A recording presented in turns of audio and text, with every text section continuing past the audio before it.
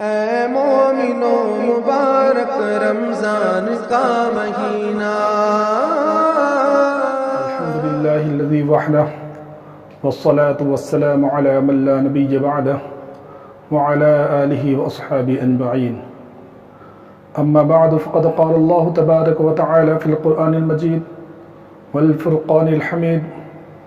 فاعوذ باللہ من الشیطان الرجیم بسم اللہ الرحمن الرحیم والذين يكنزون الذهب والفضة ولا ينفقونها في سبيل الله فبشرهم بعذاب أليم يوم يحمى عليها في نار جهنم فتكوى بها جباههم وجنوبهم وظهورهم صدق الله العظيم. محترم حضرات،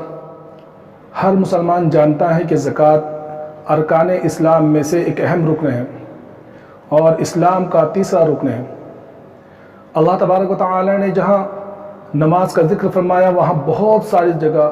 نماز کے ساتھ ساتھ زکوٰۃ کا بھی ذکر فرمایا اور جگہ جگہ ارشاد فرمایا وَأَقِیمُوا الصَّلَاةَ وَآتُوا الزَّکَاةَ.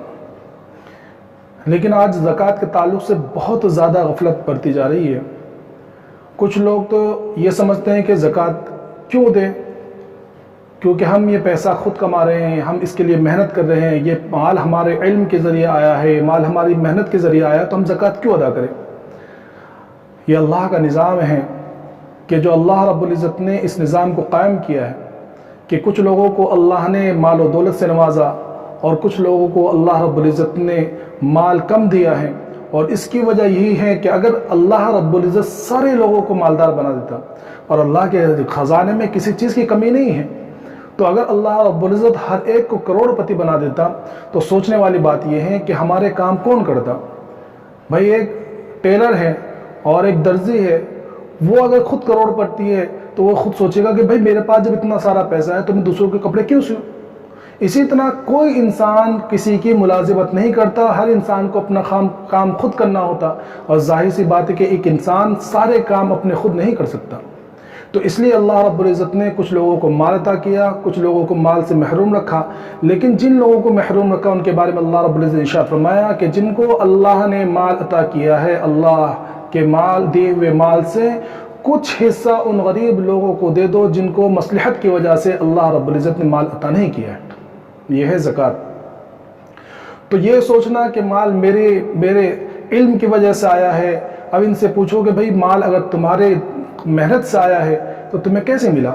اب کہے کہ علم کے ذریعے ملا تو علم کس نے عطا کیا. اگر کہے کہ میں نے اپنے دماغ سے اپنے عقل کو استعمال کرے تو بھئی عقل کس نے عطا کی. اگر اللہ رب العزت عقل کا ایک دماغ کی ایک رگ ہٹا دے تو مال و دولت تو کمانا دور کی بات ہے، کسی پاگل خانے میں رہ کر سڑا ہوا ملے گا. تو پتہ چلا کہ یہ مال اللہ کی دی ہوئی بہت بڑی نعمت ہے. تو یہ مال جب اللہ نے دیا ہے تو اگر اللہ یہ کہتا کہ پورا دے دو اللہ کے راستے میں تو بھی کوئی بڑی بات نہیں تھی. لیکن اللہ نے پورا دینے کا حکم نہیں دیا، آدھا دینے کا حکم نہیں دیا، بلکہ کہا کہ بہت ہی مختصر، یعنی کہ پورے مال کا 2.5% جو ہے اپنے اللہ رب العزت فرما رہے ہیں کہ میرے ان بندوں کو دے دو جن کو میں نے مصلحت سے مال عطا نہیں کیا ہے. تو اول تو بہت سارے لوگ ہیں وہ زکوٰۃ دیتے ہی نہیں ہیں. کچھ لوگ ہیں وہ سوچتے ہیں کہ بھئی ہم لوگ سال بھر میں جو دان خیرات وغیرہ کرتے رہتے ہیں، صدقہ وغیرہ کرتے رہتے ہیں، زکوٰۃ ادا ہو گئی. تو ایسی بھی بات نہیں ہے. کچھ لوگ ہیں مختصر جو زکوٰۃ دیتے ہیں، لیکن ان میں سے بھی بہت ساری تعداد، بہت بڑی تعداد ایسی ہے جو صحیح طریقے سے زکوٰۃ ادا نہیں کرتی. یقین جانیے اگر ہر انسان، ہر مالدار اگر صحیح طریقے سے زکوٰۃ نکالنے والا بن جائے اور صحیح طریقے سے زکوٰۃ نکالے تو مسلمانوں کے اندر کوئی انسان بھوکا نہیں سوئے گا اور کوئی انسان جو ہے بھوکا پیٹ نہیں رہے گا. یہ زکوٰۃ کا نظام جو ہے اللہ رب العزت نے اس طریقے سے بنایا ہے. تو سب سے پہلے سمجھنے والی بات یہ ہے کہ زکوٰۃ کا نصاب کیا ہے، زکوٰۃ کس کے اوپر فرض ہے اور زکوٰۃ کن کو دینی ہے. تو سب سے پہلی بات تو یہ ہے کہ زکوٰۃ کا نصاب کیا ہے. اللہ رب العزت کا بہت ہی بڑا کرم ہے کہ اللہ نے ہر مال کے اوپر زکوٰۃ نہیں دی ہے، بلکہ کچھ مخصوص مال ہیں جن کو مال نامی کہا جاتا ہے، ان مال کے اوپر زکوٰۃ ہے. جیسے کہ 4 چیزیں ہیں. ایک تو سونا، دوسرا چاندی، تیسرا کیش، نقد جو رقم ہوتی ہے، جو چاہے سکوں کی شکل میں ہو یا روپیوں کی شکل میں ہو، جس شکل میں بھی ہو، کیش. اور چوتھی چیز جو ہے وہ ہے سامان تجارت۔ یہ 4 چیزیں ہیں جن کے اوپر جو ہے زکوٰۃ ہے۔ اب دوسرا مسئلہ یہ ہے کہ زکوٰۃ کون دے گا؟ تو اس کے لیے فرمایا کہ زکوٰۃ دینا ہے مسلمان کہ غیر مسلم پر زکوٰۃ نہیں ہے۔ اسی طرح جو ہے غلام نہ ہو، آزاد ہو، غلام اور باندی کے اوپر زکوٰۃ نہیں ہے، تو مسلمان ہو، آزاد ہو اور صاحب نصاب ہو۔ اب سب سے بڑا مسئلہ یہ ہے کہ نصاب کیا ہے، نصاب کس کو کہتے ہیں؟ تو نصاب 2 چیزوں سے جوڑا جاتا ہے، یا تو یہ کہ 52.5 تولہ چاندی اس کی ملکیت میں ہو، یا یہ کہ 7.5 تولہ سونا اس کی ملکیت میں ہو۔ یہ دونوں چیزوں کی جو ہے نصاب جوڑا جائے گا۔ جب بھی ہمیں زکوٰۃ نکالنی ہوگی تو ہمیں یہ دیکھا جائے گا کہ ہمارے پاس اتنی ملکیت کا سامان ہے یا نہیں ہے۔ لیکن اس میں سمجھنے والی بات یہ ہے، وہ یہ کہ بعض ہمارے حضرات یہ سمجھتے ہیں کہ بھئی 7.5 تولہ سونا ہونا ضروری ہے یا 52.5 تولہ چاندی ہونا ضروری ہے۔ ایسا نہیں ہے، بلکہ اگر ان دونوں چیزوں کو ملا کر یا تجارت کا سامان ہے اور تجارت کا سامان 52.5 تولہ چاندی کے بقدر ہو گیا، یا ہمارے پاس صرف کیش ہے اور وہ کیش اتنے ہیں کہ ہم اس کے اندر 52.5 تولہ چاندی خرید سکتے ہیں، جیسے آج کے حساب سے یعنی 4 مئی یا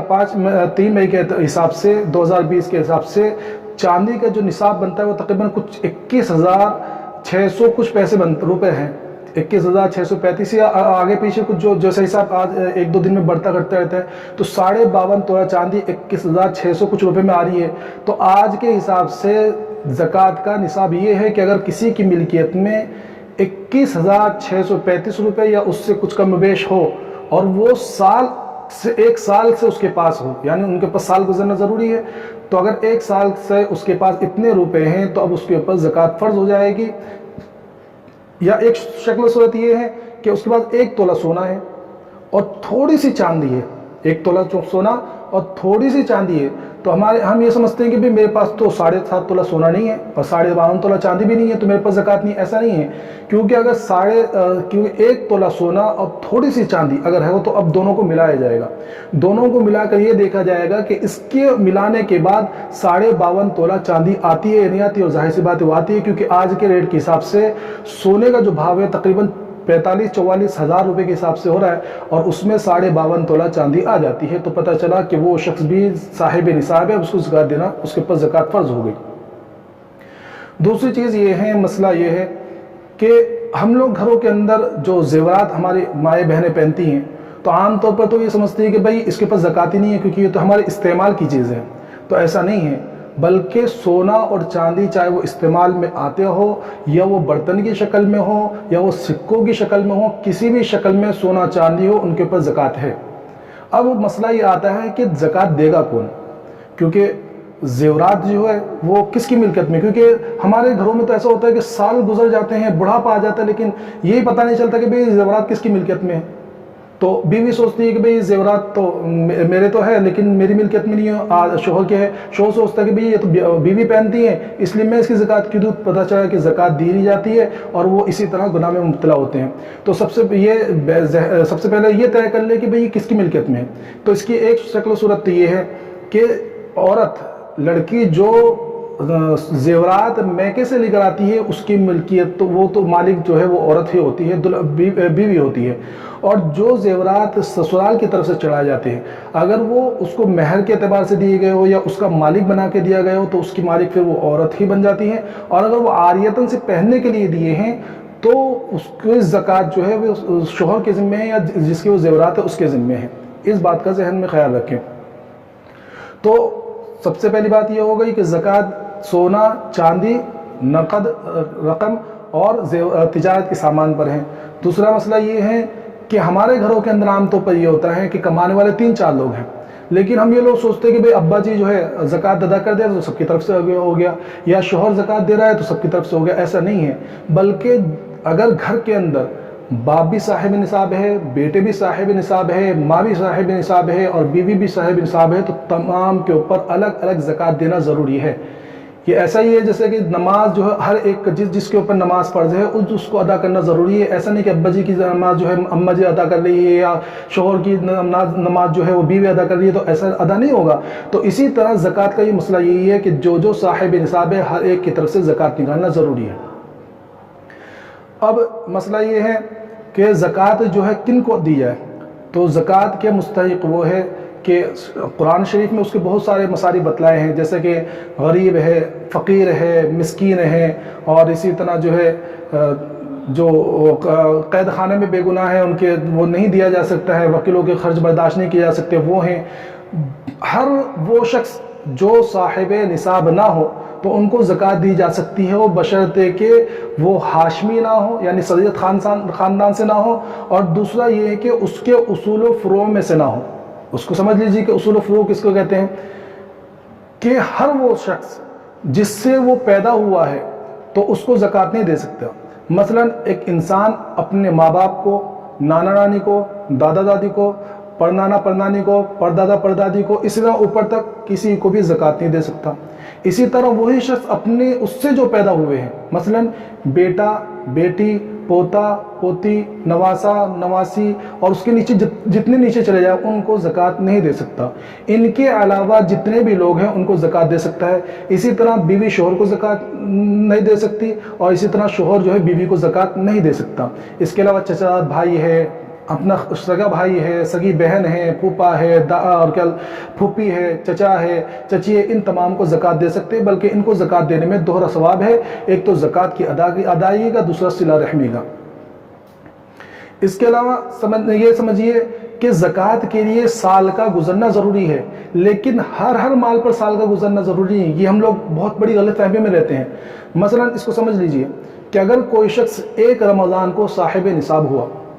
اب وہ پچھلے ایک رمضان کو صاحب نصاب ہوا تھا، اب ایک رمضان میں وہ صاحب نصاب ابھی بھی ہے، اب اس کے پاس زکوٰۃ فرض ہو گئی۔ تو اگر پچھلے سال اس کے پاس 1,00,000 روپے تھے، اب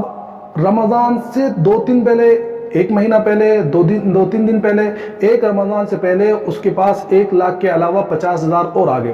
تو اب وہ یہ نہ سوچے کہ بھئی یہ 50,000 کے اوپر تو سال نہیں گزرا، ان کے اوپر زکوٰۃ نہیں ہے، نہیں، بلکہ اب وہ پوری 1,50,000 کی زکوٰۃ نکالے گا۔ تو درمیان میں جو آئے ہیں جو گئے اس کا حساب نہیں، بلکہ جب زکوٰۃ نکالنا ہے وہ جس دن، اس دن کا اعتبار کیا جائے گا۔ اسی طرح اگر پچھلے رمضان میں کسی کے پاس 1,00,000 روپے تھے، اب یہ رمضان آتے آتے اس کے پاس 50,000 روپے رہ گئے، تو اب ایسا نہیں کہ وہ 1,00,000 کی زکوٰۃ نکالے گا، بلکہ وہ جب 50,000 روپے تو 50,000 کی ہی زکوٰۃ نکالے گا، وہ 1,00,000 کی زکوٰۃ نہیں کرنے گا۔ تو آئے ہیں اس کی بھی زکوٰۃ نکالنا ہے، اور جو گئے ہیں ان میں اتنا کٹ ہو جائے گا۔ زکوٰۃ کے اندر سے جس وقت ہم زکوٰۃ نکال رہے ہیں اس وقت زکوٰۃ کے اندر سے قرض کو ہٹا دیا جائے گا۔ مثلا میرے پاس 2,00,000 روپے ہیں اور میرے پاس ایک سال سے وہ 2,00,000 روپے ہیں، تو اب 2,00,000 روپے جب میرے پاس آئے ہیں تو اب جب میں زکوٰۃ نکالنے جا رہا ہوں تو 2,00,000 زکوٰۃ نکالتے ہوئے میں یہ دیکھوں گا کہ میرے اوپر قرض ہے یا نہیں ہے۔ اگر زکوٰۃ نکالتے ہوئے میرے پاس 2,00,000 روپے ہیں اور 1,00,000 میرے اوپر قرض ہے، تو میں ان 2,00,000 میں سے وہ 1,00,000 ہٹا دوں گا، اور اس کے بعد 1,00,000 ہی کی زکوٰۃ ادا کرنی ہوگی، کیونکہ میرے اوپر 1,00,000 قرض ہے۔ اسی طرح اگر میں نے کسی کو قرض دیا کہ اگر میرے پاس 1,00,000 روپے ہے، میں نے 1,00,000 کسی اور کو قرض دیا ہوا ہے، تو فی الحال تو اس قرض دی ہوئی رقم کے اوپر زکوٰۃ نہیں ہے، لیکن اگر وہ قرض 2 سال بعد ہم کو مل رہا ہے تو یہ 2 سالوں کی زکوٰۃ بھی ساتھ میں نکالنی پڑے گی، یعنی اگر 2 سال بعد یعنی تیسرے سال وہ 1,00,000 روپے مل رہے تو ہمارے اوپر 3 سال کی زکوٰۃ نکلے گی۔ اس لیے اس کی سب سے بہتر صورت یہی ہے کہ ہر سال اس کی بھی زکوٰۃ ادا کر دی جائے۔ زکوٰۃ نکالنے کے لیے جو گھریلو سامان ہیں جیسے فریج ہے، کولر ہے، واشنگ مشین ہے، اور اسی طرح جو فیکٹریز ہیں ان کے جو سامان ہوتے ہیں، مشینری ہوتی ہے، ان کے اوپر زکوٰۃ نہیں ہے، ان کو زکوٰۃ میں نہیں جوڑے جائیں گے۔ لیکن اگر کسی کا کارخانہ ہے اور کارخانے کے اندر کچا مال بھی لگا ہوا ہے اور جو ہے بنا ہوا مال بھی ہے، تو ان تمام کی مجموعی رقم کو جوڑا جائے گا، اس کے اعتبار سے زکوٰۃ نکالی جائے گی، تجارت کے اعتبار سے۔ دوسری چیز یہ ہے کہ ہم لوگ عام طور پر یہ سوچتے ہیں کہ بھئی زکوٰۃ نکال رہے ہیں تو ہم لوگ اس کا صحیح حساب نہیں کرتے ہیں، بلکہ بس جو زکوٰۃ میں بس ہم نکال رہے ہیں کہ بھئی ہمارے پاس اتنا مال ہے۔ نہیں میرے محترم بزرگو دوستو، زکوٰۃ نکالتے ہوئے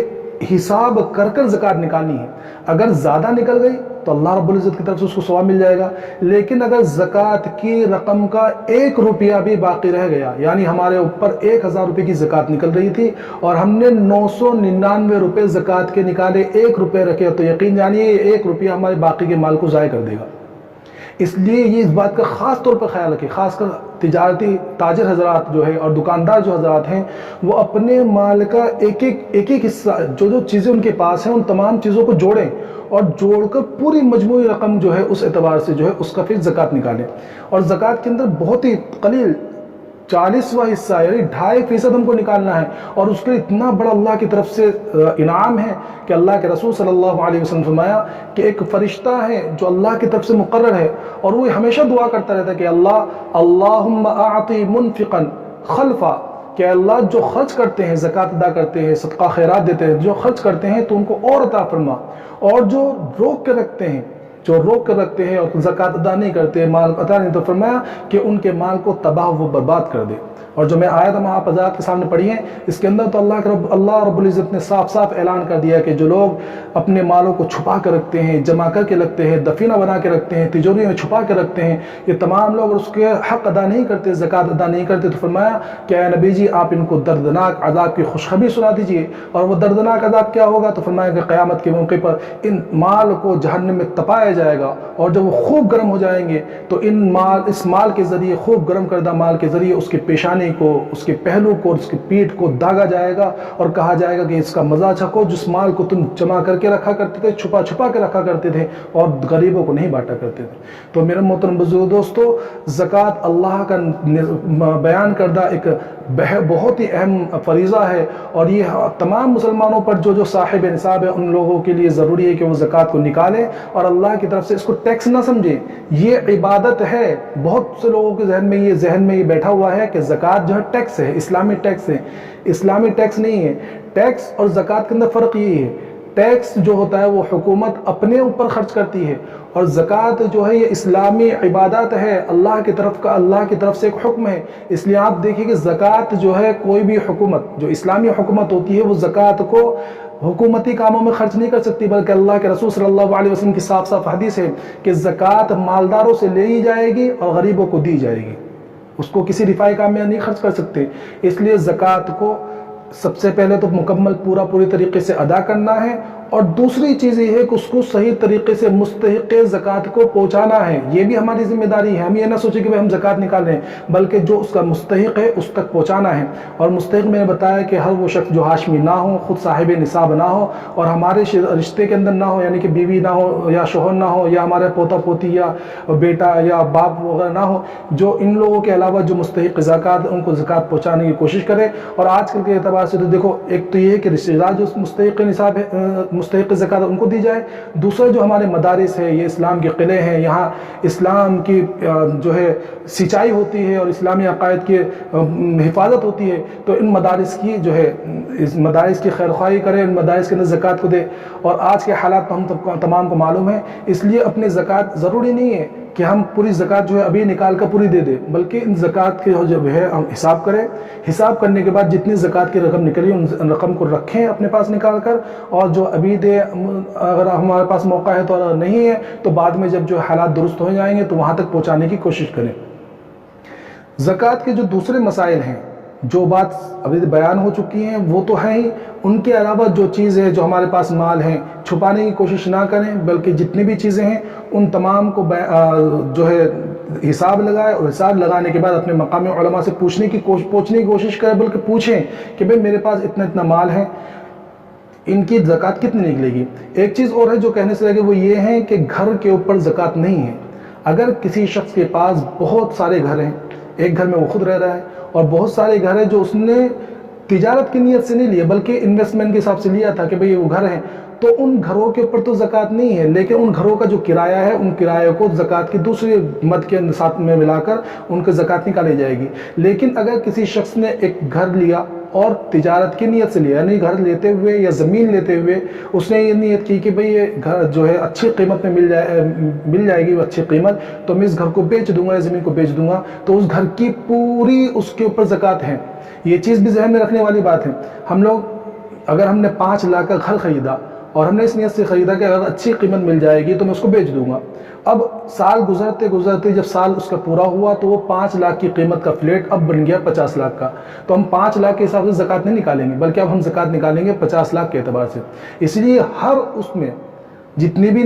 وہ چیزیں ہیں جیسے سونا ہے چاندی ہے اس میں خرید کا اعتبار نہیں ہے بلکہ فروخت کا اعتبار کیا جائے گا. یعنی ہم نے جب خریدا تھا 5,000 میں, اب سونے کی قیمت ہوگی 45,000, تو اب 5,000 کے حساب سے زکوٰۃ نہیں نکالی جائے گی بلکہ 45,000 کے حساب سے زکوٰۃ نکالی جائے گی. تو زکوٰۃ کو پورا نکالنا ہے, صحیح طریقے سے نکالنا ہے اور مستحق زکوٰۃ تک پہنچانا ہے. اللہ رب العزت تمام کو صحیح طریقے سے زکوٰۃ نکالنے کی توفیق عطا فرمائے, مستحق زکوٰۃ کو زکوٰۃ پہنچانے کی توفیق عطا فرمائے. وآخر دعوانا الحمد للہ رب العالمین.